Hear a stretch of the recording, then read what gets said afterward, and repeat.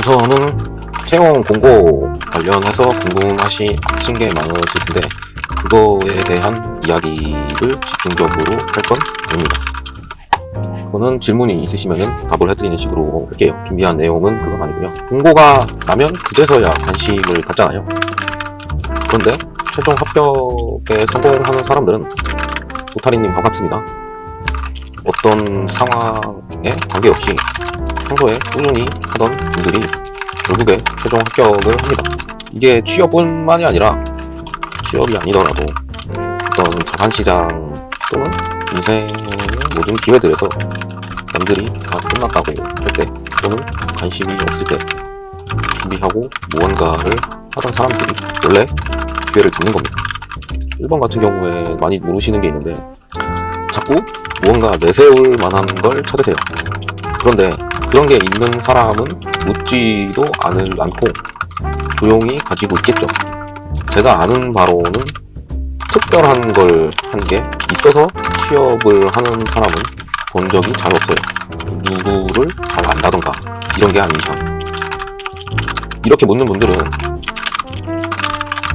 자꾸 특정 자격증 그리고 남들이 안 할 것 같은 활동 그리고 경력 이런 걸 찾으시는데 이런 거는 없거든요. 그냥 서류 전형에서는 학점 좋고 국교 내신 성적 좋고 실기를 좋고 자격증 있고 기타 등등 수치화해서 합격, 인적성, 필기, 시험을 잘 봐서 합격, 면접이 문제인데 여기서 내세울 걸 찾는 걸 거 아니에요 보통은. 그런데 평범한 경험을 가지고 이 회사에 입사하면 어떻게 기여할지를 잘 풀어내는 사람이 합격합니다.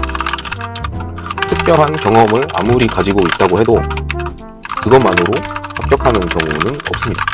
서류 전형을 많이 준비하고 계시는 시점이라면 크게 와닿지 않으실 수도 있겠지만 최종 합격에 실패하셨던 분들이라면 많이 공감을 하실 거라 생각을 합니다.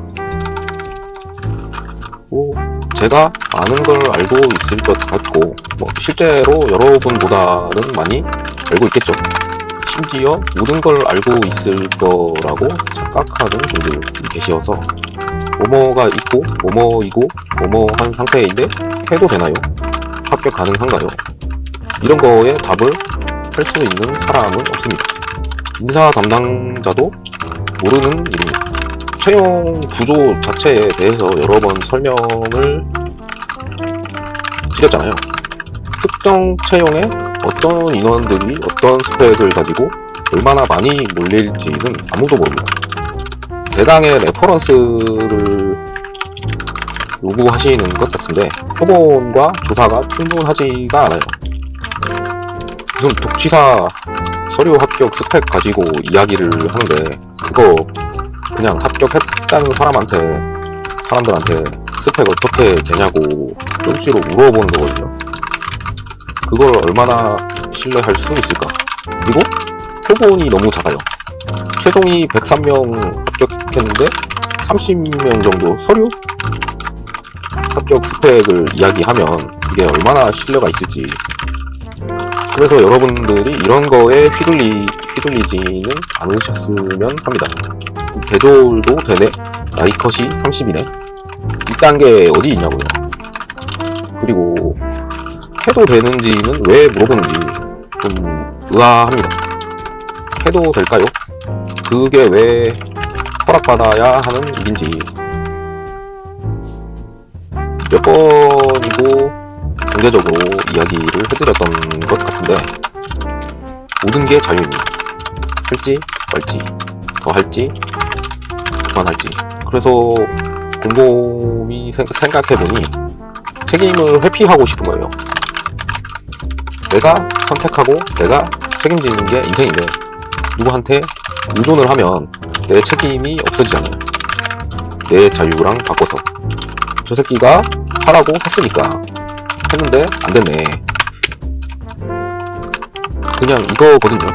그런데 이렇게 스스로 선택과 결정도 못하는 사람은 회사가 안 뽑습니다.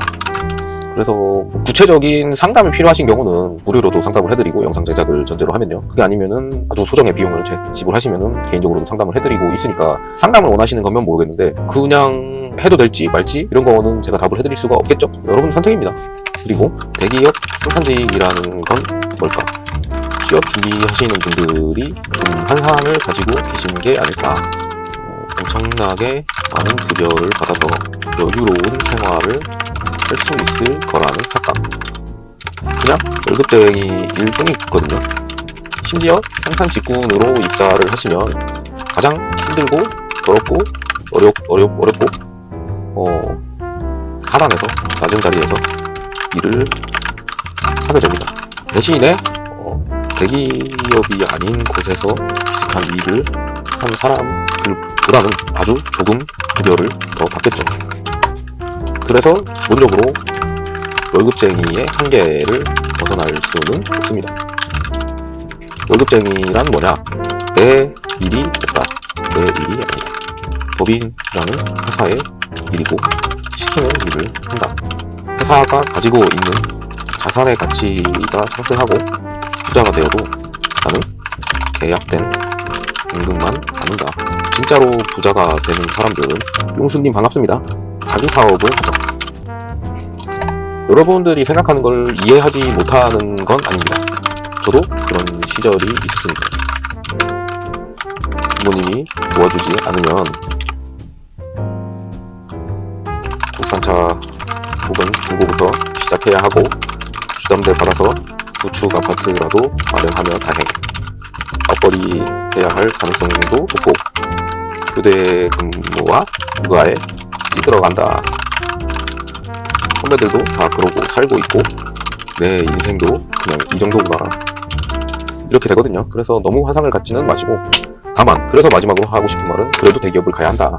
그래도 조소보다 낫잖아. 그리고 급여가 많은 것도 사실이긴 합니다. 그걸로 다른 걸 모색해 볼 수 있죠. 요즘 누가 집을 사? 라고 할 때 경매, 금매 알아보고 모아나가면 상승장에 돈 벌고 쉽게 가장 와닿게 말씀드리자면 비트코인을 2천만원대에 샀던 사람들은 어떻게 한 걸까? 그냥 이 정도면 싸다. 지금 베팅을 해봐야 한다. 또 어떤 마음이었을까? 사실은 이런 게 더 중요하다고 생각합니다. 다만 대기업을 다니신다면 어떤 자산의 하락장에 위기가 오더라도 버티기가 용이하고 베팅을 들어갈 때에도 과감해질 확률이 조금은 높겠죠. 이 정도입니다. 그래서 일단은 영양값이 싸진 않다. 그래서 대기업을 가셔라. 이 정도입니다. 오늘 드릴 말씀은 이 정도 간단하게 하고요.